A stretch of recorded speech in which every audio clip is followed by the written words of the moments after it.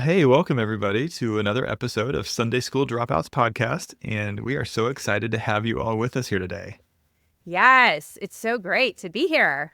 Praise the All Lord. right. Praise the Lord indeed. Yes. Yeah. Well, hey, first of all, we have some announcements, I believe. So Yeah. yeah, I want to turn that over to you, Laura. Yeah. So before we get into our episode today, I just want to let people know that we at the Center for Trauma Resolution and Recovery have spring support groups available for registration. I'm super pumped about this. We have some wonderful groups this spring.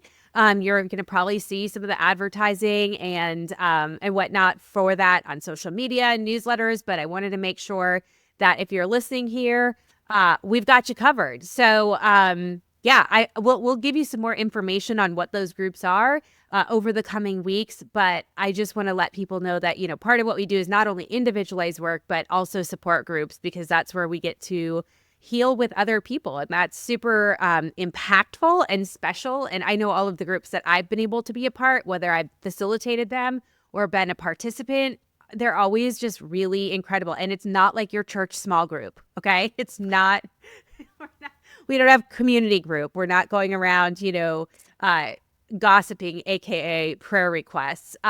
It's like, it's really meaningful work. And so, so if you're interested in support groups, head over to our website. We'll put all this information in the show notes.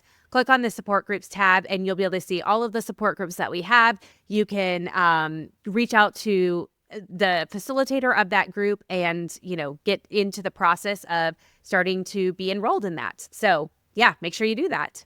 I think that's the only announcement we have. But yeah, Andrew, do you want to tell everybody who our guest is today? Yeah, love to. So yeah, definitely super excited about our conversation today. We have Megan Von Fricken joining us today. Yes. And for those who don't already know who she is, she does a lot of work with religious harm recovery. Mm-hmm. She's a therapist. She works a lot with internal family systems as well, which for those of you who know me, all about IFS and parts work. So that's like right down my alley. Yeah, really looking forward to just being able to chat with her. And yeah. Yeah. And this topic is such an interesting one, because we've been talking a lot this season about like financial and medical impacts or, long-term impacts as it pertains to high control religion and how those all work together. So I think originally we were thinking of having Megan on to talk about medical gaslighting, but the more I was on her social media, I was like, oh gosh, she puts out such amazing information about the impact that high control religion has on the parent-child dynamic, which doesn't sound at the very start like, oh, that fits into like the medical piece. And yet I think it does, because when we look at the physical and psychological impacts that relationship can have, I mean, the research behind it is astounding. Even just looking at the adverse childhood experiences study, the ACEs study, when we look at, what is coming out of there of kids who grew up in homes with these adverse childhood experiences and abuse and neglect and control and things like that, there are psychological impacts, but there are many, many medical, physical, and physiological impacts as well. And so I'm excited to like start dipping our toe into this subject, because as you'll hear, it's like there's a lot, right? Like we are tip of the iceberg, but I think that it's just calling out something that isn't really talked about when we talk about healing from high control religion. It's interesting. A lot of times when I'm working with folks, I just will make the reference of, like, I think I say this early on, but talking about like some of the common things that folks might be dealing with or navigating coming out of high control religion or high control family system, or as is often the case, both. That's one of the little things I often say, and then everyone kind of chuckles about it because both. Like really, Exactly. I think a lot of folks can relate to that, and so I think really being able to talk about that with the parent piece and like it's just really helpful. Yeah. Yeah. Yeah, I'm excited. Well, we'll give our traditional disclaimer before we jump into the episode. We do know that some of the things that we talk about in any episode might bring up feelings, emotions, and triggers that could require more processing or be too much to handle right now. So please always feel free to skip any episode or parts of the episode and come back if and when you're ready. Our goal is to help you trust your own body and lived experience so you can take what you need and leave what you don't.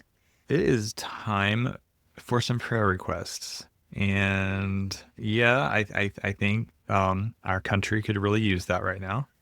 Um, Yeah, so, we are supposed to pray for our country, right? Like that's part of what being a good believer is, God and oh, country, exactly. so we better pray. Yeah. At least that's what I was taught. Yes, exactly. As we're recording this, it's inauguration day, January Yay. 20th, 2025. Yeah, and you were And brave yeah, I was brave or yeah, stupid. I was gonna Just say or kidding. stupid. I was gonna say or stupid, but I don't. I was You're like, I don't. not. You're I'm not not to say that though. folks are stupid who chose to watch it, but that's what Right. we're getting to. I chose to. Had eh, a lot of folks were asking like if I took today off. Not only that, but it's also Martin Luther King Day, so it's a True. holiday. Yeah. And no, it's kind of one of those things where I'm like, I'm not. In light of the inauguration, I'm really not going Mhm. to treat it any differently, especially in light of the work that I Mhm. do. Yes. Yeah. Like to me, Yeah. that's even more important. Like I'm not going to take time off for to watch it or to grieve. I'll do that on my own time later, I suppose. Whether that's healthy or not, the way Yeah. I'm compartmentalizing it, I don't know. But yeah, so I've had sessions today, but then in the midst of all that, I did have free time to actually watch live Mhm. like Mhm. him Trump being sworn in and all of that, and Mhm. um Yeah, so you heard woke his. up today and chose activation. It's like yeah, like I don't need a regulated nervous system today. What the hell? Let's just go subject ourselves Exactly. to this. Yeah, why not? Why not? Oh my gosh. I Oh, mean, yeah. seriously, to each their own. I have no, like, literally no personal opinion or judgment or critique of anybody who's deciding to watch or not watch. I did not. I just felt like, yeah, I didn't. I woke up today and chose dissociation. So, Yeah. Yeah. so It really was just a lot of what you'd expect, yeah. just a lot of culture war diatribe Mm, bullshit, quite frankly. yeah. I do want to say too, there were lots of things he said that were problematic. As is to be expected, I think. But there were definitely some points where he very pointedly went after trans folks, non-binary folks, and Mm. he also, made a big thing about declaring an emergency on the southern border. Yeah. Stuff like that. There were a lot of marginalized groups that were square like right in his crosshairs in that Mm. speech. And so yeah, it's one of those things where I recognize I have a lot of privilege because I could just sit back and literally do nothing, and Yeah. me as a middle class white guy would Mhm. probably be fine in a lot of cases. And yeah, I don't know. It's one of those things where it's just I recognize the privilege that I do have in the work I do. Also just the social media platform that I have, where it's like like it sucks, but also but there's a lot of work to still be done, and just keep on doing what I'm doing, speaking out when I can, and doing what I can in that regard. Yeah. Um, and yeah, but also Yeah. no, I totally get it and understand, and don't blame anybody who was like, I'm not going to watch this. Yeah, I wrote a Substack that I published, well, yesterday. So at the time of recording, that would be January 19th. And I talked about, like, I called it like my survival plan and really connected it to fundamentalism, where growing up in high control religion, like part of the way that they were able to exert and obtain so much control was by keeping us in this fear mentality. Hmm. So high levels of activation, always this fear that's going on of the other, the enemy, the devil, the Hmm. whatever. And when we're in that space as humans, we are easier to control because we're looking for safety or even the illusion of safety that will help us feel safe and certain again. Hmm. And religion is not the only entity that uses that very like primitive human makeup to their advantage. We see this on social media. We see it in news outlets. We see it in political parties. We see it in social justice movements. We see it in a lot of different ways where when we get this activation level up to a certain height, we can say things that, like, like bring about a huge response out of that fear. And so then the safety is in doing whatever that person says to do, or yeah, and so it just struck me that, like, obviously, regardless of what side of the aisle you fall on, like, those tactics are used, in for political gain, in media, things like that. And understanding that to me has been the sense of empowerment, because I go, okay, what do I need to do then to make sure that I'm not getting whipped up into that activation tornado that they are creating? And that doesn't mean I just bury my head in the sand for the next 4 years, but it does mean that I can go like, okay, well, what are the ways that I can affect change? I can work with my clients. I can have conversations. I can nurture the relationships with the people in my community. I can have a podcast. I can, do all these things. And that does do good and that does change. And I don't have to like spend my time and energy whipping up into that cyclone. I mean, that's easier said than done. And perhaps that would be considered a privilege as well. And yet, I'm just like looking for any way to be just like a little bit safer. Yeah. Because I think the other thing that, I know we wanted to talk about is like in the midst of all of this, in the last like 72 hours, there's been a TikTok ban. There's been a TikTok unban. And of course, the TikTok unban was connected to Trump and like really kind of alluding to this idea that he's the one who put it back, like who turned it back on essentially. And to me, it feels very scary. And I would say this regardless of like what side of the aisle that person fell on. If there was somebody that was demonstrating characteristics that I think we'll probably get into, that to me feels very scary. And talk about needing to pray for the country, like right there. Yeah. Yeah. The TikTok ban was definitely, I mean, quite frankly, nothing more than a publicity stunt, a propaganda stunt. And it's like, and it's interesting. I was remarking to a friend the other day or a couple of days ago about how, it's like term one, the first term that Trump was president, him getting banned on Twitter and just having all of these power struggles with social media and whatnot. It's like, it's kind of like, I was just saying, like he learned from that and now he's come back and he's pretty much consolidating all of it. I mean, Meta, which is, Instagram and Facebook, Zuckerberg is like, totally bowing to his wishes now. Elon Musk, who bought Twitter and made it X.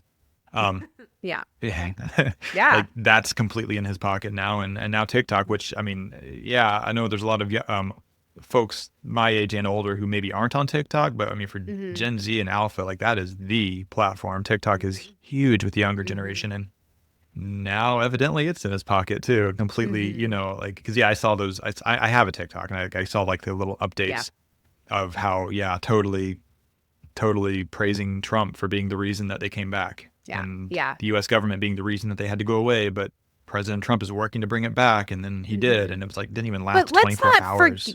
But also let's not forget that Trump was the one who put the ban in place, like the executive order for the ban in place in the first place. Like, let's not forget that. We have the receipts.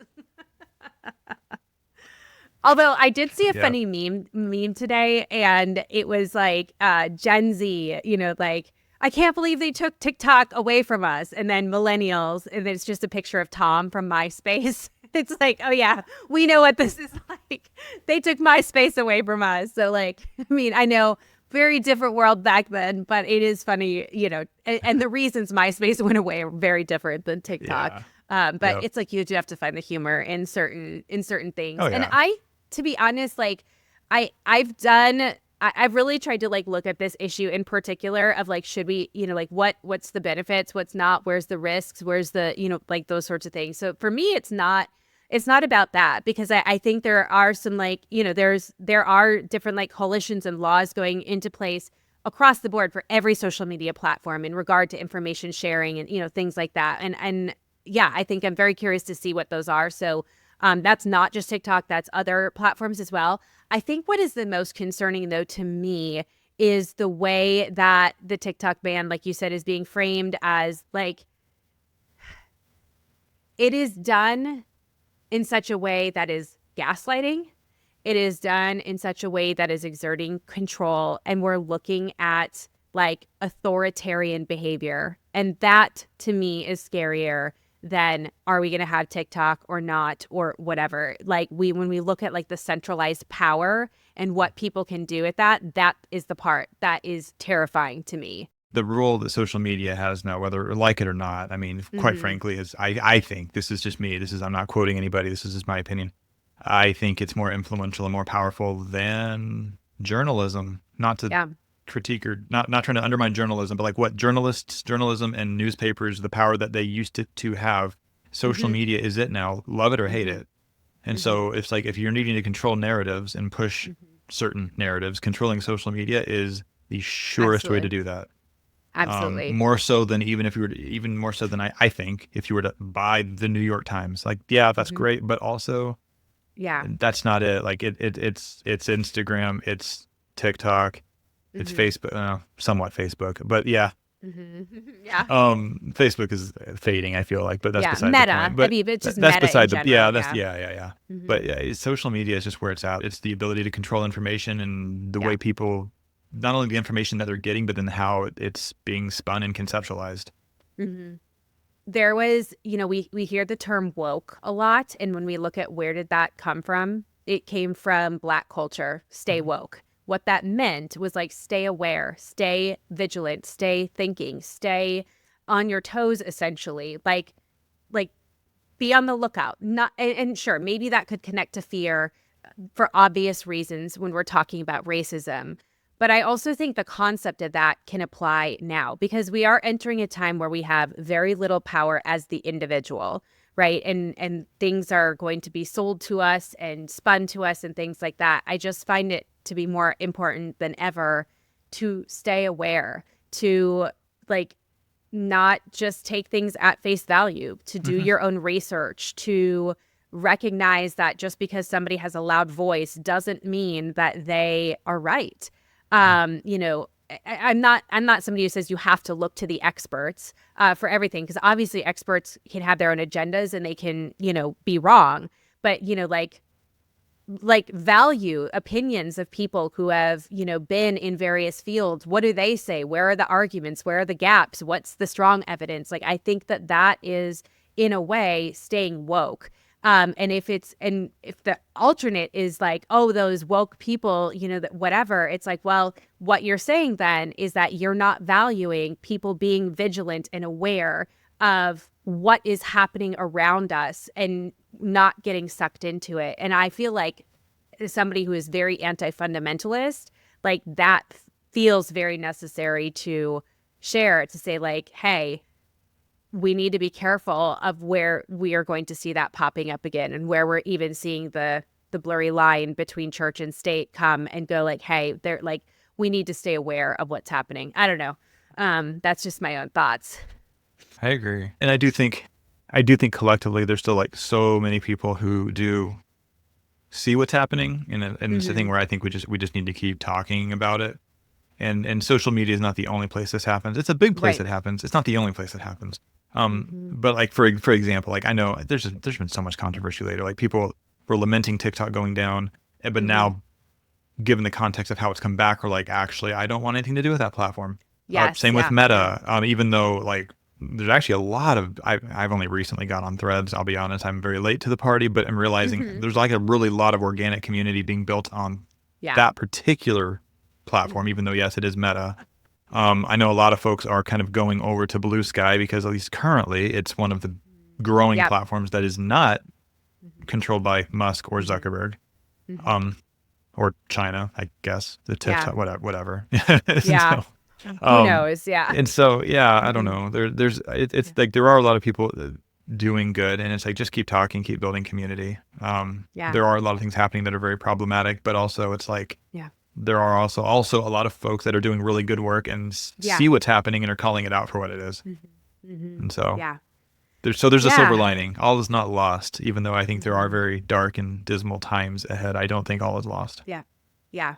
I agree. I'm always harkened back to the conversation that we had with Dr. Roberto Shea back in season 1, where they talked about starting small and being manageable, like in your own community, in your own neighborhood, in your own connections. Like, what are the ways that you can connect with others? What are the changes you can make? How can you live embodied?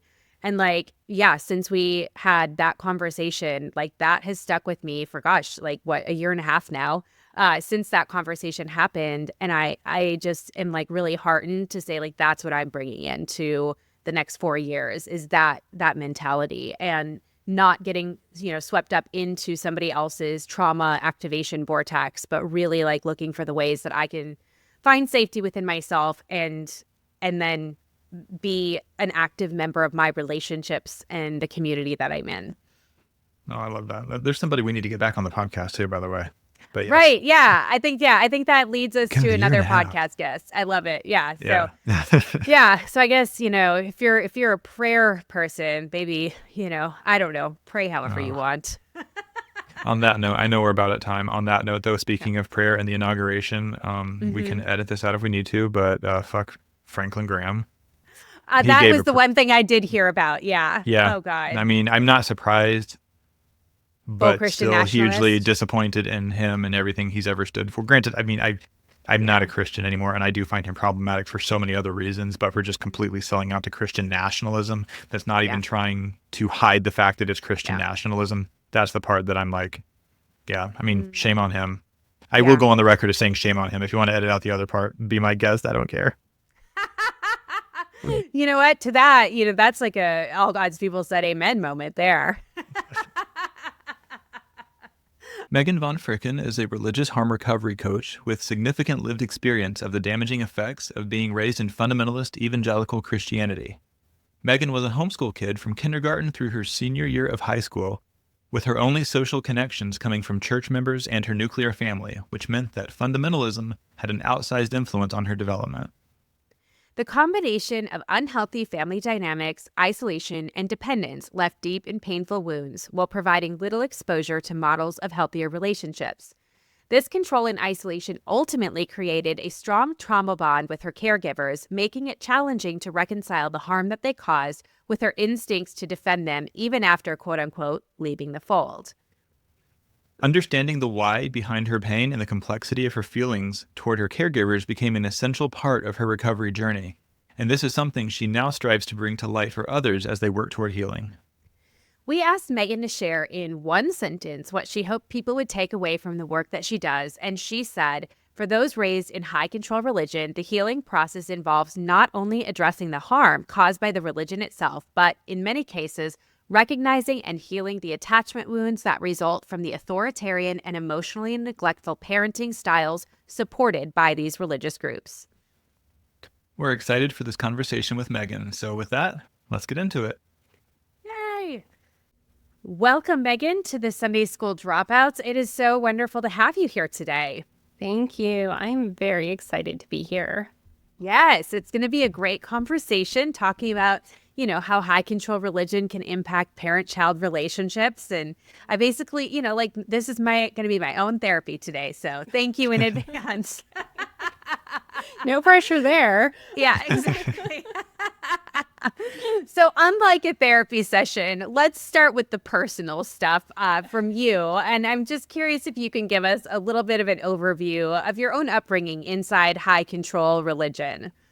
Yeah, so I was raised in fundamentalist evangelical Christianity, usually in these very tiny little fringe churches and very rural settings. So we were very isolated. Nothing too mainstream. Everything was very conservative. There were no worship bands, no bright lights. It was sort of that classic organ, piano music. And I was homeschooled K through 12 with a faith-based curriculum. So, Nice. For those out there who had a similar experience, that also means probably gaps in education as well and parents who really weren't qualified to be teaching.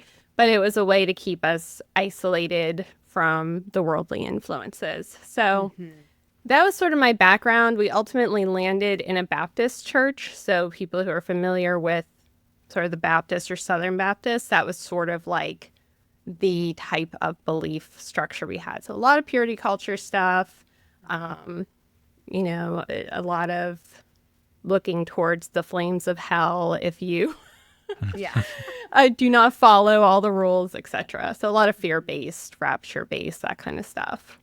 Yeah. That's interesting. Well, definitely can relate to what you said, having grown up Adventist myself, the organ, piano only, similar. Yeah. Yeah. I grew up I'm with ki- all the uh, devil, like the devil coming out of, the oh, drums and stuff. So that's why yes. I'm extra possessed now as an adult. Yeah. Yeah. Yeah. Yeah. I knew folks that if they walked into one of the more liberal churches and there was like a drum set up on, in the sanctuary, up on the stage or whatever, like they would like walk out. Yeah. Like Yeah. it was a big deal. Like you did not sit through that. Like that was demonic influence and Same.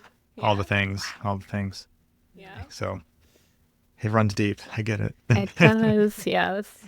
I'm curious, how did your time, so this upbringing, how did this impact your professional work and specifically working in the religious harm recovery field?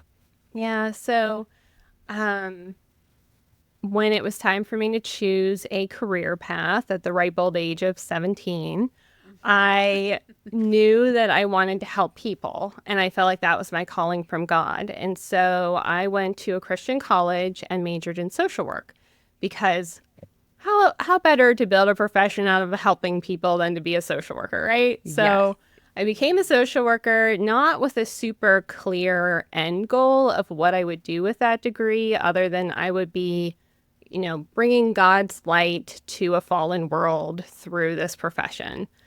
And for anybody who is familiar with social work values and social justice and human dignity and equality and all of these things, even though I went to a Christian school, I began to realize that a lot of the values of the social work profession did not align with the really rigid, dogmatic teachings of my upbringing. And so I had a real conflict there of trying to navigate that difference and making friends with people who were really progressive Christians, but I was not a progressive Christian. And anything outside of my really rigid belief system was wrong. Like they were wrong. They were incorrect in their beliefs. So that's when I kind of had this sort of, I wouldn't call it a faith crisis, but sort of the cracks started to form because of that experience in college and trying to align these values of my upbringing with this profession that I truly loved. So I graduated very quickly. I went back for my master's. I got into being a therapist shortly after that. And it wasn't until I was able to leave the community that I was raised in, which was in rural Pennsylvania. So it was very tiny, close-knit community. Everybody knew everybody. Like if you didn't show up in church on Sunday, people knew, people were checking on you. So I ended up moving across the country to Washington State because I had married a man in the military and he was stationed out in Washington at Fort Lewis. So that got me out of that insular community. And at that point, I was already feeling pretty disillusioned with the church. Like I would have this dread of going in the morning. I could feel it in my body. So things were not going great as it was. So when I moved, we just never got involved in church. And I was able to kind of detox from it all. And that was sort of like the falling away of all of these layers of control and coercion and like these really rigid beliefs. And from there, once I was able to kind of go through my own healing journey and realize the impact that those beliefs had on me, I wanted to pivot into helping people who had a similar background because, not a lot of people get it unless they've lived it, right? So that's sort of what led me to specialize. So I didn't start specializing in this until about 1.5 years ago. Yeah. I mean, all of us have been to school to be therapists, social workers, counselors, whatever. And this just isn't something that's ever talked about in those programs. I mean, trauma just generally isn't really talked about. But yeah, religious trauma isn't, though I can see like a very close connection between social work and, like high control religion in terms of understanding how harmful that can be. So for me, it makes a lot of sense how you made that jump. And it was like almost seamless, in terms of like just the foundation, the base that you were coming from. Yeah, I think that's really true because social work really looks at things from a systems perspective. And you're right, this is a high control. This is a system of oppression. So Yeah. absolutely. Well, yeah. So you popped on to social media, probably a year and a half ago then you started making content. Yeah. Yeah. And just kind of hit the ground running. It seems like. But I know that's when I first became aware of you, just like reading some of your content, watching your reels, things like that. And I've noticed that from time to time, you posted a lot about the impact of high control religion on like the parent-child relationship. And so I wonder if we can just get into that a little bit, just in terms of like kind of on a high level, like what happens in that parent-child dynamic when high control religion is also woven into the family system? Like how does that shape the relationship and maybe even the impacts that we start to see on children now who are now adults? Yeah. A big part of my healing was also recognizing how it wasn't just recovering from the influence of the religion or the church or, intense pastors or whatever. It was recognizing how parents who adopted this authoritarian belief structure, imposing that on children fundamentally disrupts that attachment relationship because now it's all rule and fear based. And it's a lot of prioritizing that compliance and obedience over nurture and attunement. And nurture and attunement is everything in forming healthy attachment bond with children. Yeah. So I think it's really different for different people. Like many of my clients will look back on their childhood and kind of say, oh, my parents really loved me. It was kind of this ideal upbringing where we went to church on Sunday. We had the family dinners and sort of that very classic, like good family. But then when they start to really consider how, well, maybe their emotional needs weren't really being attuned to because instead of validation around their emotions, it's, oh, you need to pray about this. You need to turn this over to God, or this is sin in your life, or feeling like they couldn't really be authentic about their interests, their desires, their emotions because of how their parents would respond if it didn't fit within this framework of what a Christian person is supposed to be like. Yeah, that makes sense. It's so much. Like, I mean, I certainly in the work that I do, I see a lot of this too. And it's like just the impact that this has on folks who've grown up in it. Yeah, I'm just curious to hear your take on like how some of these teachings, like from high control religious systems, like how that impacts like the child's like development, but then also like how do parents like exacerbate this rather than being like that source of secure attachment and safety. Yeah, so, we have this hierarchy in high control religion, right? There are authoritarian religions where you have God at the top, and then you have the religious leaders, and you have these little family units underneath that. But then within each family unit, you have the hierarchy of the dad, then the mom, then the children, usually, if it's a two-parent household. So within that hierarchy, there isn't space for exploring an authenticity typically of a child's emotional world, because it's all about how are we meeting the demands of this next level of the hierarchy, which are the religious leaders and God himself. I talk about God as well as being sort of an authoritarian figure because that's often how he's cast in a lot of these religions. So when you have these hierarchies, the next level up is always trying to enforce compliance on the tier below, right? And so in the family bubble or the family hierarchy, it's the parents are going to try to bring the children into compliance with the rules of that religion or that church. And so they're not nurturing. I mean, I'm not saying this is a blanket rule. Many of these parents do have moments of nurturing connection too, but that's not the priority, because their priority is typically making sure that their children aren't going to hell, in the evangelical faith, or, Yeah. the eternal separation from family and the Mormon faith and things like that. Like every one of these faiths has some kind of severe eternal consequence, typically. And so parents, out of really loving their children, are trying to really save them from these really terrifying eternal consequences. So it is love for them, but it's not meeting their earthly needs in the here and now for emotional and human connection. Yeah.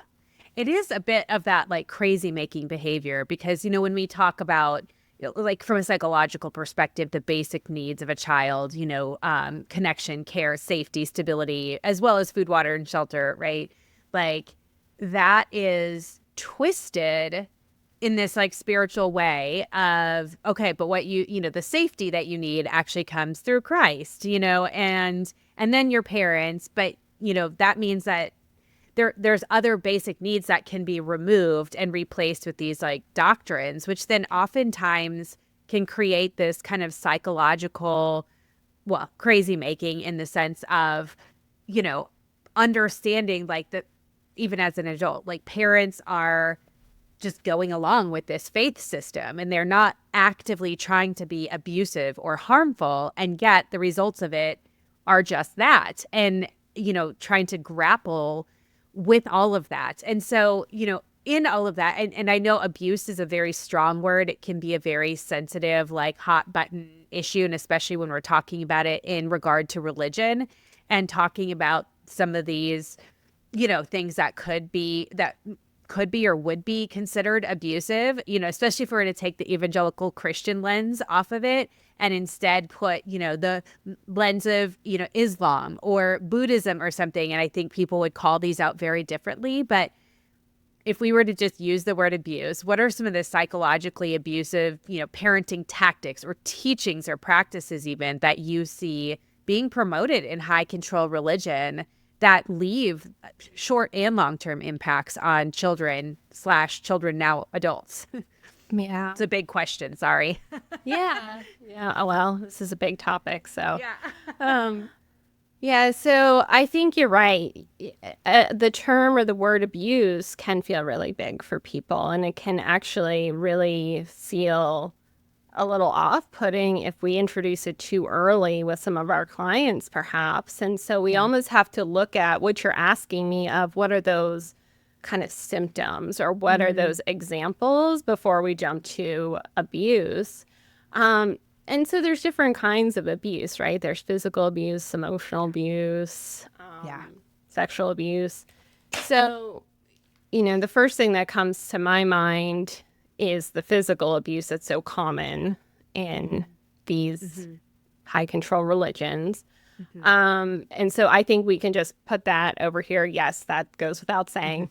But then beyond that, there's all these layers of emotional abuse that we see. And one of the layers of emotional abuse that I see woven into the spanking culture, the corporal discipline culture, is phrases like, oh, this hurts me more than it hurts you. Yeah. Or I'm doing this because I love you. So now we're coupling love with physical violence, essentially. Yeah. And then in addition to that, these layers of talking about really scary things like hell, the rapture, like you could come home and we'll all be gone.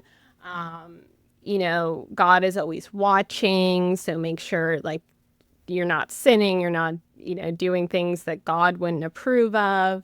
A lot of shame-based parenting as well.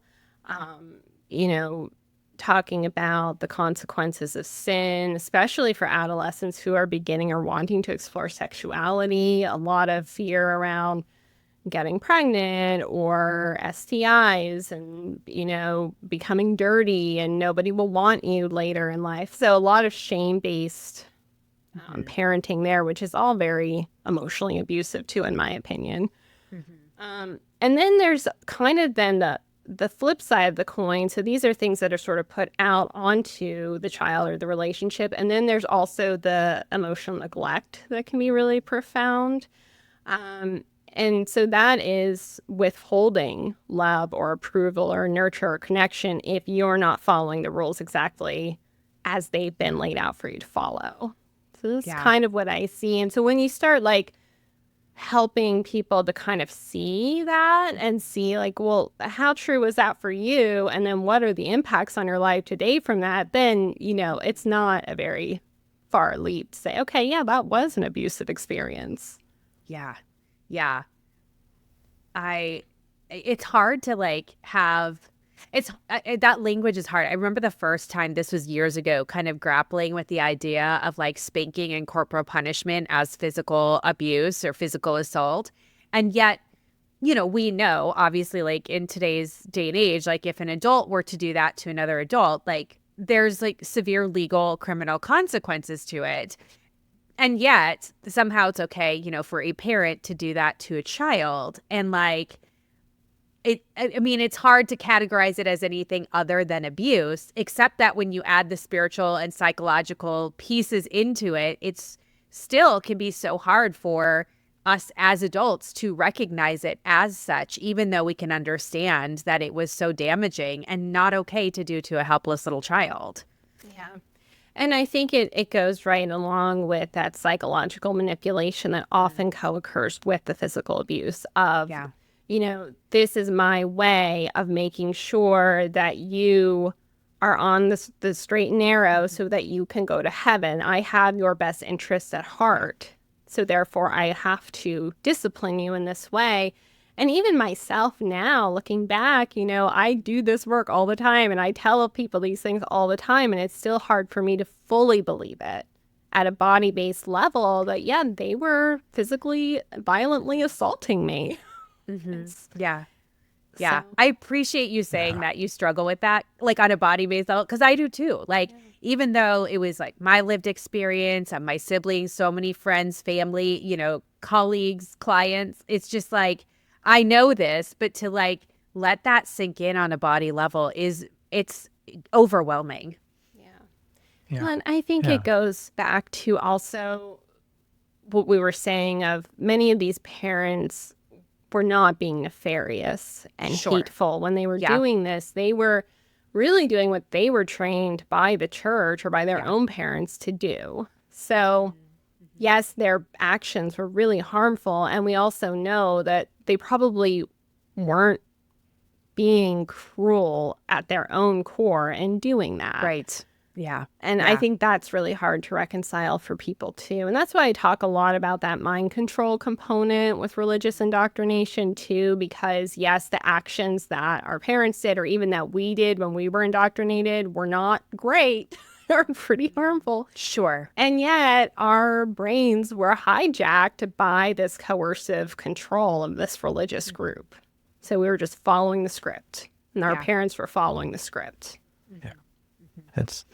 Honestly, I think that right there, it really ties in really well to a question I was wanting to ask, what you see are the short and the long-term impacts, this type of programming, and just the fact that of acknowledging how many parents, they weren't, it wasn't done like maliciously or like nefariously, like this programming affected them too, and kind of created how they were showing up as adults and as parents trying to raise little humans in this environment, right? And so, anyway, I'm not trying to answer my own question. I want to hear your thoughts on it. But what would you say are some of the, the short and the long-term impacts of this?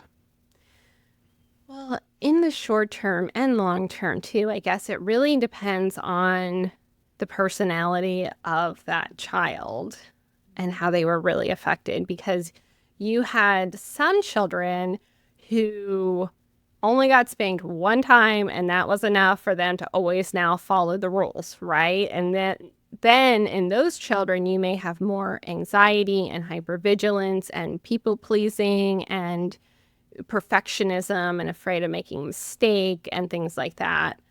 Separation anxiety as well. So in kind of childhood, adolescent age. And then you have other kids who really kind of push back against the rules. And these are your black sheep, your defiant ones, your strong-willed children, according to Dobson.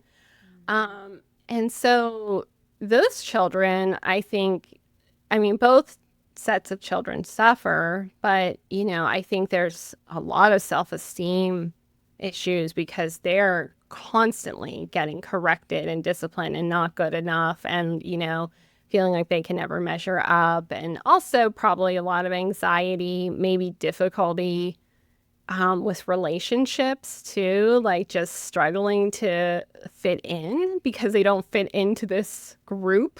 So self-doubt, those kinds of things. So that's kind of like what I would say you may see in the short term. And then the longer term, if you project both of those forward, then you're looking at now adult relationships where they've learned what relationship means within these early contexts. And so you can have, a lot of adults who are later on may not even really know what their wants and needs are because they've been so suppressed for so long. They've been told what they're supposed to be for so long. They might have a lot of insecurity in their relationships. So like feeling like they have to perform in the relationship in a certain way in order to maintain the stability of the relationship, fearing that the relationship could end at any moment if they did something wrong. So you see how those early patterns are now just on a bigger scale in adult-sized relationships. Mm-hmm. It's so, worth noting, again, going back to like how we were talking about where we can sometimes cognitively comprehend, this would be abusive or whatever, but on an embodied level, it feels so different. But I'm just thinking about all the research that's been done on like childhood adverse experiences and abuse and neglect and things like that. And we have so much good research talking about what are the long-term impacts of that. And they're all the same as what we're talking about here, right? Like there isn't like a difference. And I people can draw their own conclusions as to what that means for them. But I think it's at least worth noting that like we don't have to recreate research and all this stuff. We can look at what's already there. It's like, oh, we can like draw some maybe natural conclusions even of the long-term impacts of people. Yeah. No, I totally agree. I'm glad you brought that up too, because I think that I don't know that there's any one tool, but I've heard some people talk about adverse religious experiences as well. And sort of, this overlap between, you have this layer of religion, but then you have all of these human relationships that are happening inside of it. And so like the adversity may be coming from this church or this religious group, but it's still, like you said, that same impact. The fallout is still similar. Mm-hmm. Yeah. When we created that term, that was one of the things that we had in mind was this recognition that unlike the adverse childhood experiences where there's 10 like definitive categories, this recognition that like we weren't going to define what was an adverse religious experience for everybody because that's going to be very individualized, but the recognition that the adversity, how that lives in their body and the long-term impact is very much there. And it's wild to see again, the correlations. Yeah, absolutely. I'm curious to know, some terms that we've thrown around, and maybe we've even talked about them on the podcast. I don't remember. The terms infantilization and parentification, that's thrown out a lot on, social media. People use those terms. I've also seen them thrown out here, like in the post-religious deconstruction space, things like that. And it's kind of this dual dynamic that people are facing, having been in a high control religion. They were infantilized and parentified. So I wonder if you could just share like what those two terms mean and how they show up in a child or, teen who's kind of growing up in that system. Yeah. Well, infantilizing someone is when you really deny them autonomy or the ability to make their own choices. Everything is very controlled and prescribed for them in a very specific way. They're not to be trusted, essentially. And then parentifying is when children are given responsibilities that they're not at an age-appropriate level to be taking on. So like, taking care of younger siblings as almost in a parent role or becoming a confidant for a parent. That's another common one. And then I also see the parentification specific to religious communities in how children are tasked with the salvation of others. And young children are expected to be witnessing and to be leading others to Christ. And so I also see that as a form of parentification too, because if you have a child who's now worried that their friend or their grandpa is going to be going to hell, like that is a tremendous burden to put on a child.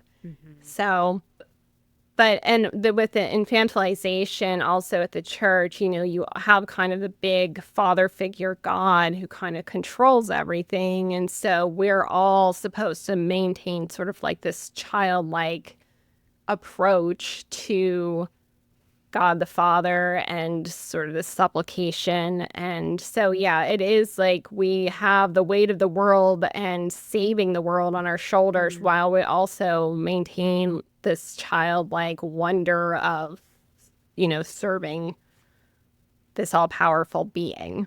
Yeah. One thing, the parentification piece really, that one really struck me of just seeing, I know like both in my own life, but also folks I work with, like seeing that one really showing up, especially when it's another family member and not even like a younger sibling, but like another parent, where it's like maybe like one parent is more spiritual or religious than the other. Maybe it's like a divorce home situation, or maybe not, but still where it's like, it's, like so much is put on the kid about, trying to help, either like being like a good witness or something for the other parent, or maybe not even a witness. Maybe like the parent maybe it is for like the parent that is very religious, but then like showing up to keep that parent happy. Because if you're not, I don't know, saying your prayers and memorizing your Bible verses and whatever, like all the stuff that is expected of you, it's like, then sometimes like the parent then gets real like sad or passive aggressive. And then like, you got to like keep performing to keep them in a place where they're emotionally stable. I don't know. Just you saying that was sort of like unlocked. Like I've just like, not a memory, but like I've like, oh yeah, I've actually seen that show up a lot. And folks I work with, like those being dynamics that they were navigating as kids growing up in households like that. Well, that was my dynamic growing up, because my parents actually separated when I was about 10 years old. And in the church we were in at the time, you did not get a divorce unless there was abuse. Like even affairs wasn't necessarily grounds. Like you're supposed to forgive. But if there's abuse, there's a loophole that you could get out and be free of it. And so because of that, my dad was never really fully bought into the whole religion thing. And so as their marriage fell apart, he was then cast as an abuser. And I don't really believe he was, but that is how he had to be cast in order for my mom to get out of a relationship that she was deeply unhappy in. And it was a very toxic relationship, and it should have not continued. But unfortunately, because of the conditioning of the church, it had to meet certain criteria in order for it to be okay for them to go their separate ways. And then because of that, I became the co-parent as sort of the oldest daughter. And then I had to, my younger brothers were 6 and 8 years younger. So there was a pretty big gap there. But it's just like you were saying, that was the role that I took on then, of being my mom's emotional support person through the divorce, through her lonely years, and also helping to care for the younger ones. Yeah.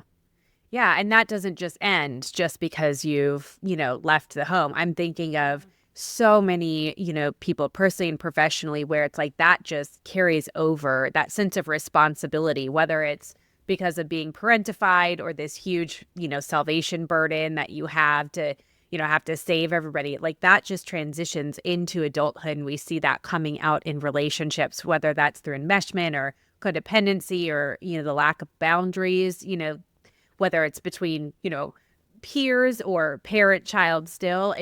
it's, it doesn't end. I think that's what is so important. It does not end unless you work on it.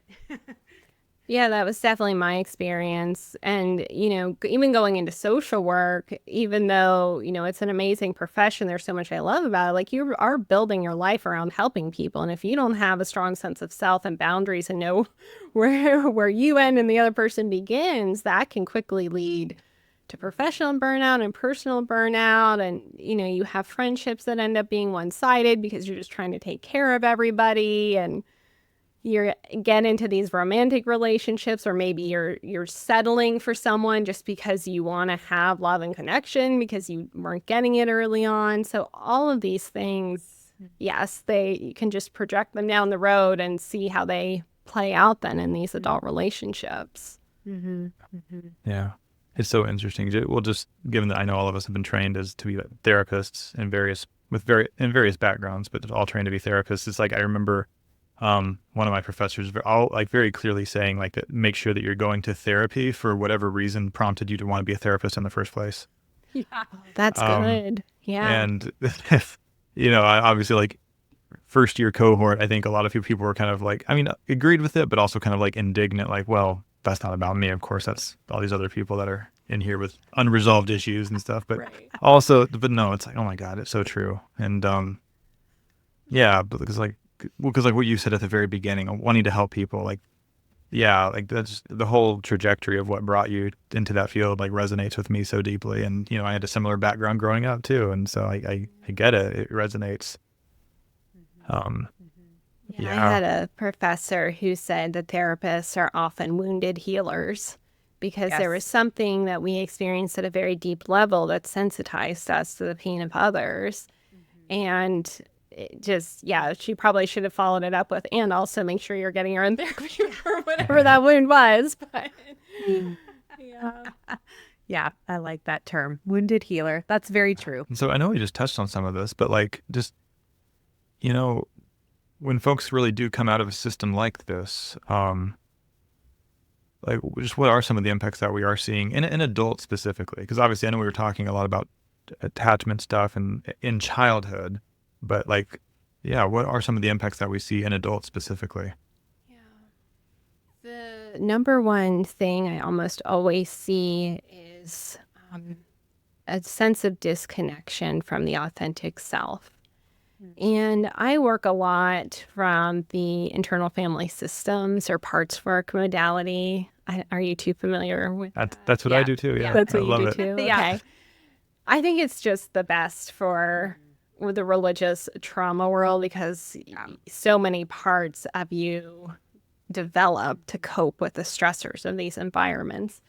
But what nearly always happens is the suppression of the authentic self, because yourself has been identified as sinful, and inherently bad and wicked and all of these things. And so when we should be trying to develop or attune to kind of our instincts or our inner wisdom or inner knowing, we're shutting that all down and externalizing it to God, the Holy Spirit, or what the teachings of the church are saying.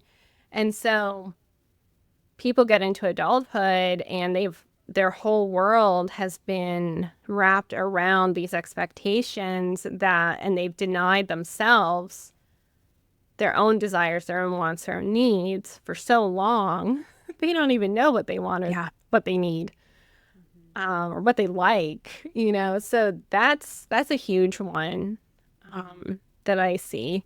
Yeah. Another one, I think, we've touched on this for sure, but the relationship issues that then come from that too. And it's hard to have really authentic relationships when you're not even really connected to yourself authentically, or these relationships may feel really transactional because you've learned a transactional style of being in a relationship because of, being in a high control religion that has these demands, these expectations. It's sort of like these boxes that you have to check. And then I'd say the other one that I see, there's a number of them, but another big one I see is being really disconnected from your body. And I'm sure, Laura, this is right up your alley too. with all Yeah, the work that yeah. you've done. But definitely, seeing the body as sinful or depraved and the only thing that matters is the soul or the spirit, then some people aren't even aware of sensations in their body till they come into therapy with me, or they're not, able to connect with pleasure. And that's not just sexual pleasure. That could be pleasure from doing something that they enjoy or having a really embodied experience doing an activity. So this disconnect from the body is another huge one that I see. Yeah. Yeah, it's really, like we talked about earlier, it's like the totality of the person. We're talking about the adverse childhood experiences. Like there isn't really an area that goes untouched, and it doesn't stop just because somebody's moved out of the home, right? It's like that carries over. Which this is something I talk to a lot of my clients about. It's something I've had to navigate through. It seems like there's this continued obligation that a lot of children turned adults now feel to their towards their parents. And I wonder if you can just speak to that. Like why do we have this need to quote unquote honor your father and mother, and even after you've left the home, just kind of talking through some of the impacts of that. Yeah, I see that one a lot. So you have this sort of disconnecting on a conscious level. I don't believe that anymore of, this honor your father and mother belief. Yeah.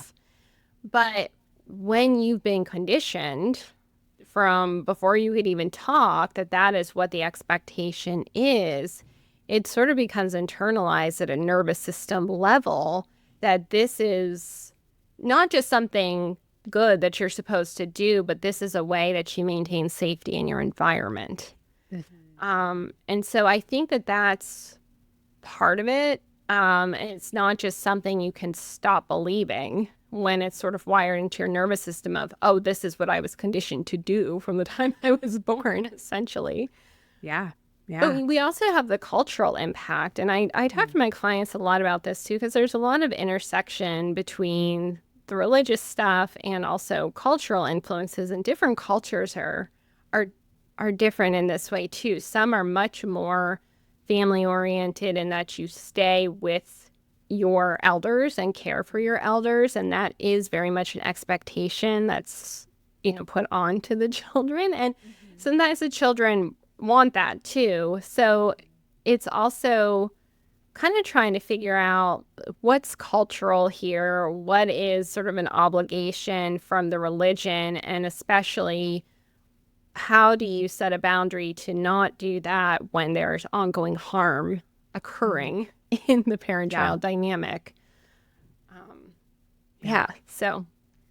Yeah, easy stuff. Yeah, easy stuff.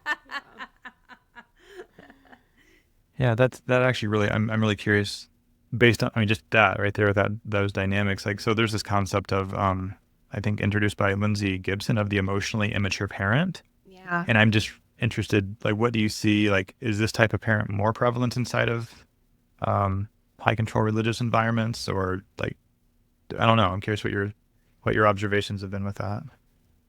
Yeah, try not to make sweeping statements. That's fair.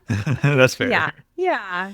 But let's just look at it through the lens of what we've already been talking about, of when you have this hierarchy that's sort of passed down, and you have this emotional stunting almost that happens, especially for people who are raised in these environments, it's really hard to develop a strong emotional sense of self or to mature emotionally. And so when you are still wrapped up in the doctrines and the teachings and this rule-based system, I do think that many of the adults that are still indoctrinated are also going to be emotionally mature to some degree, just because they haven't had the freedom to actually evolve and develop those skills. Yeah. So, and this is also, again, kind of a generational thing, because before I specialized in this work, that was the term I was teaching a lot of my clients, a lot of millennials, I was teaching about this concept of emotional maturity because, millennials are sort of like the therapy generation. Like they're the ones who really normalize going to therapy. And so they're kind of like becoming more emotionally evolved in a lot of cases than their parents. And then they realize that, okay, now there's this imbalance. Or this sort of like, oh, I have better skills than my parents actually. So that's kind of what I see. Yeah, I do think it is very prevalent in these churches though, or in these religious groups. Yeah. You mentioned earlier, you snuck in there the term the strong-willed child, which I very much identify with and, grew up with James Dobson and, focus on the family, all that stuff. Yeah. But, as I started like tracking things backwards, like in history and things like that, it does strike me as like, I'm assuming we're kind of all in the same generation. And so it means our parents grew up probably around the same time too. And when I think about like their parents, like how they grew up, there was, sometimes like very overt abuse, very overt harm and neglect, and was not ever talked about or acknowledged. Like the priority of like making sure the perception of the family stuck, and like we don't talk about family issues in public, things like that.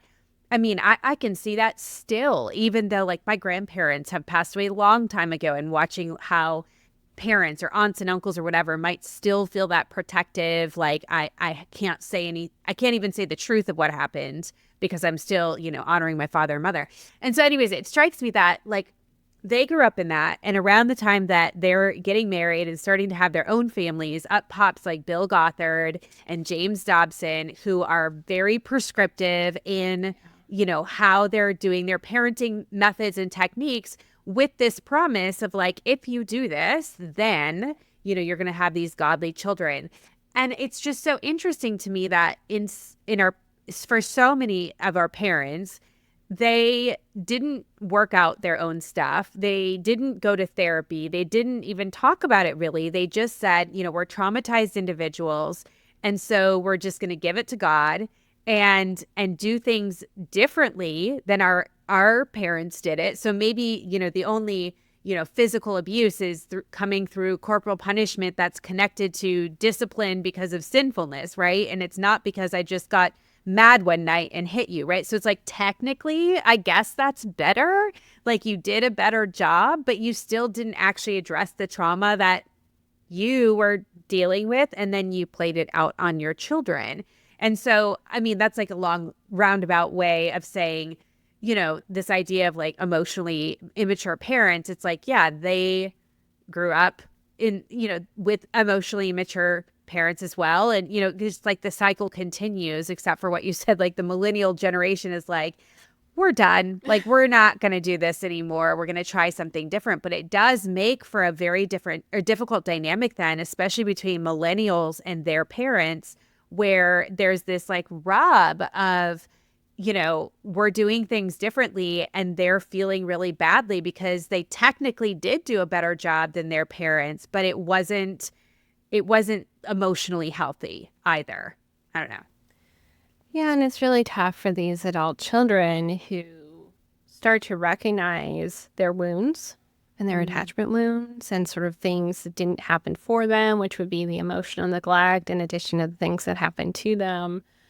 And then they maybe go to their parent and try to have a conversation with them about it. And their parent, because they are so entrenched still in their own stuff, just have this massive shame response and completely shut the child down, invalidate them. And now we have a bigger wound because not only did the wounds happen from before, but trying to kind of bridge that divide has been now met with resistance or shut off or blaming or shaming sometimes. Yeah, so interesting. I've definitely seen like what you just described. I've unfortunately seen that happen a lot.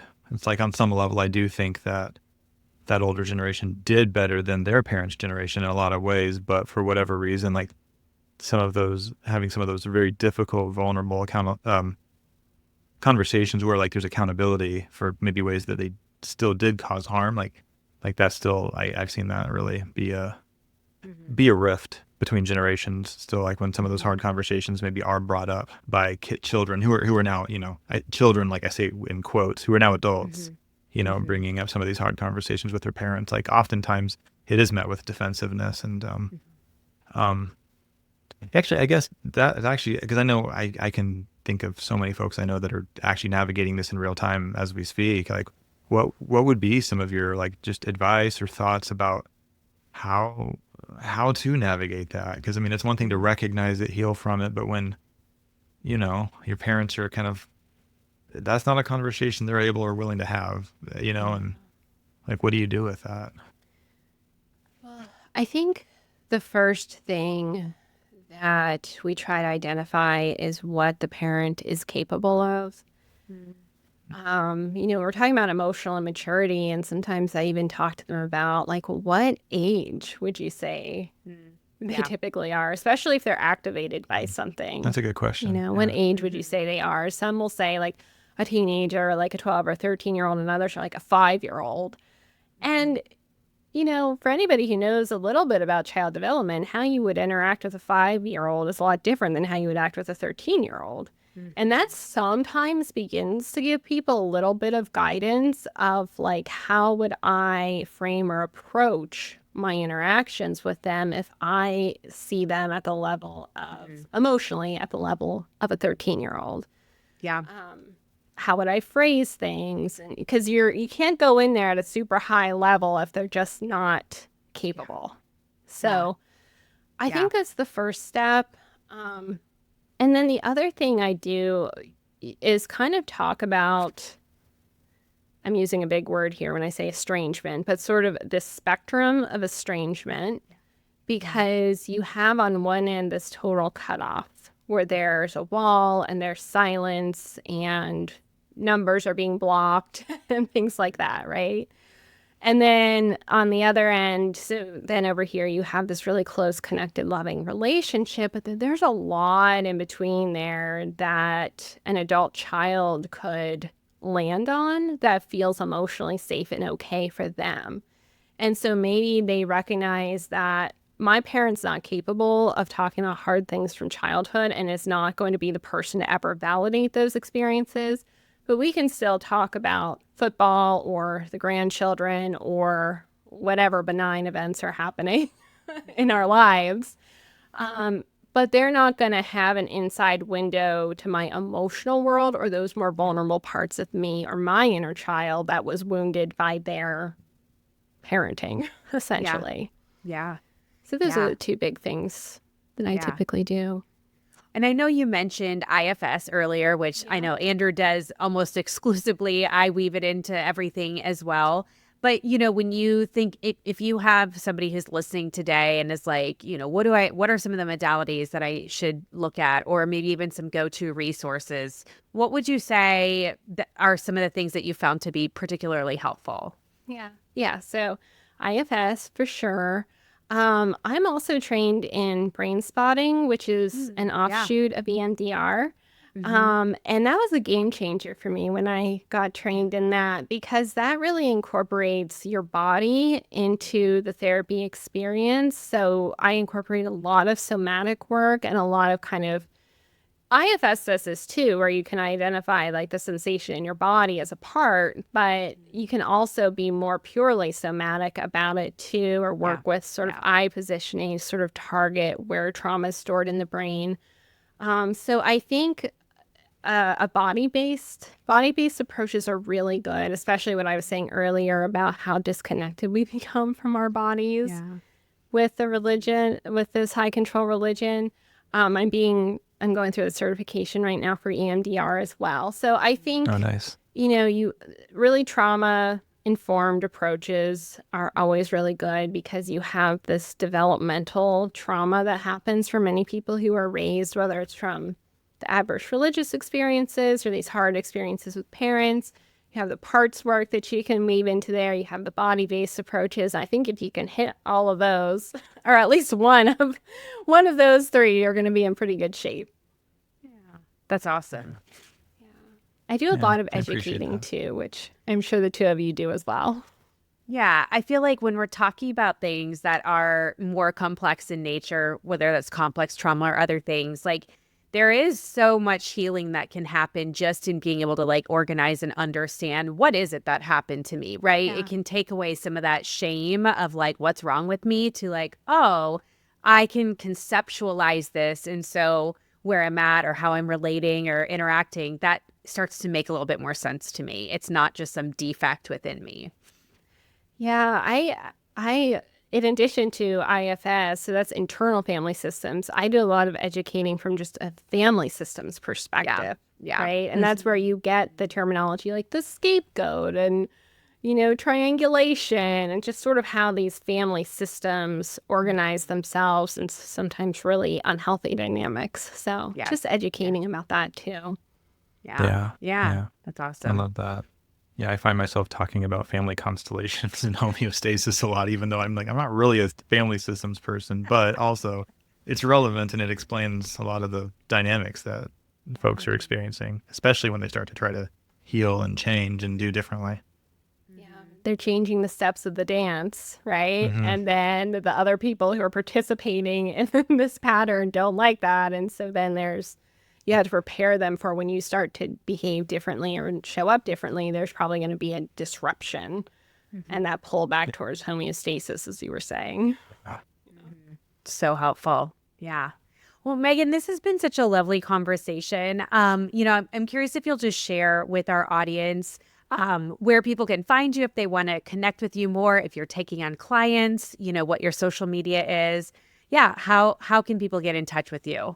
Yeah. So my Instagram is religious harm recovery. I almost forgot it there for a second. Like, who am I? Where am I? What am I? I don't know. I love it. Religious harm recovery on Instagram. I also have a private Facebook group. So if you search for religious harm recovery, or it's linked in my Instagram as well. So I have a lot of people in there that have really real conversations with each other. It's not one of those spammy groups where people are just sharing a bunch of stuff, random stuff. It's real conversations and asking questions and getting thoughtful feedback. So that's been really supportive. And then my website is just religiousharmrecovery.com. So I send out a newsletter every week or two that always covers a topic like what we're talking about today. So people can get signed up for that. I'm not taking clients at the moment, but that may change. So I do have a waiting list. People can reach out if they like, but I am not accepting clients at this very moment. Awesome. Well, we'll make sure that we link all of your information in the show notes so people can get in touch with you, follow you on social media, do all the things. That would be great. Thank you. Awesome. It's been so great having you with us today, and I've really appreciated this conversation. And it's just, I don't know, it's always a topic that I'm very passionate about. Just the whole parent-child attachment, and of course bringing in parts work with IFS. I don't know, it's just so needed, and it really helps. I know it really helps folks make sense of what it is they've gone through. So many of the clients that I know all three of us work with, I know of this stuff really helps and really resonates with a lot of folks. And so all of that to say thank you very much for joining us today. I appreciate it. Thank you so much for having me. It's been really delightful talking to both of you. And thanks for the good work you're both doing too. Thank you. Thank you. Thank you once again to Megan Von Fricken for joining us for a very important conversation. And I was just thinking, I feel like so many of these topics, it's like we're just touching the tip of the iceberg, because as I'm thinking about myself, my friends, my colleagues, my clients, like this topic about how high control religion impacts the parent-child dynamic is so important. And I think that we don't even realize how much it impacts us. It takes years to undo. It's like, and I'm just so glad we could start having that conversation today. I appreciated everything that she had to share with us. I think it's like a really good, so many good little nuggets, food for thought. Yeah, absolutely. It's it's just one of those things. It's like you said. I mean, it's such an important conversation to have, and it's one of those things where it just affects every aspect of your life. I mean, not to make it sound too overwhelming, but the reality is it's like the Yeah. families that you grew up in, the way your parents showed up, the way that your parents probably had a lot of their own unhealed, whatever kind of baggage from their childhoods that is going to inform how they show up for you as your primary caretaker. And then you just add in, high control religious systems to the mix and how, I mean, it's just, yeah. Anyway, it's just such an important conversation just in conceptualizing and making sense of what folks have been through, so yeah, I Yeah. mean, I feel like it's one of those, I feel like I say this a lot, but it's another one of those conversations that honestly could turn into a whole series. And I don't know that we'd still ever Yeah. feel like we Yeah. adequately covered every little angle that's out there to cover, I really appreciated the approach she took on like the systemic piece. What most people don't know is like, so there's therapists, there's counselors, there's social workers, and we all do a lot of the same things. But really what makes each one different is kind of like the framework that we start with. And so like, Megan was talking about systems, and so social work is more of like a macro systems that they really work through, but it's easy to move into micro systems like the family. And like for me, the whole reason I chose marriage and family therapy is not actually because I wanted to work with marriages or families. It's a misconception. We don't actually all do that, but it is the systemic approach. It's looking at the systems that we are in on a micro level and how that applies on the macro level. It's almost like a little bit of the opposite, but everything applies, as what like social work is.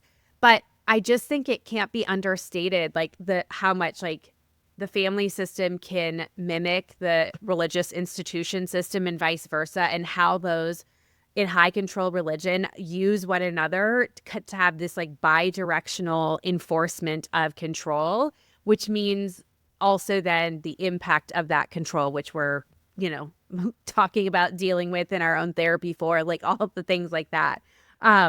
But I just think, yeah, like looking at things from such a systemic level, whether that's the internal family system of, like we talked about IFS, like internal within somebody, a more external system like a family, and then a more macro system like an institution. I think, yeah, like this is such important work to understand how we exist in the world as an individual is a result of our systems that have, we've been influenced by and brought up in. Yeah, I think we could go on, a million different episodes or tangents. Definitely. Yeah. And then, of Yeah. course, my background being clinical mental health counseling. So I would be like, a professional counselor in most states would be the term they would use, like a licensed professional counselor. And yeah, counseling, I mean, there's some overlap, but a lot of that is more not so much systems focused so much as individual focused. And of course, there's electives that touch on systems and all that, but it is definitely a little bit of a different framework than social work or like marriage family therapy, like you're saying. Yeah. Yeah. Even though all three of those, when fully licensed, can be called a Yes. therapist. I know it's confusing. Yeah, it's so weird. Yeah, exactly.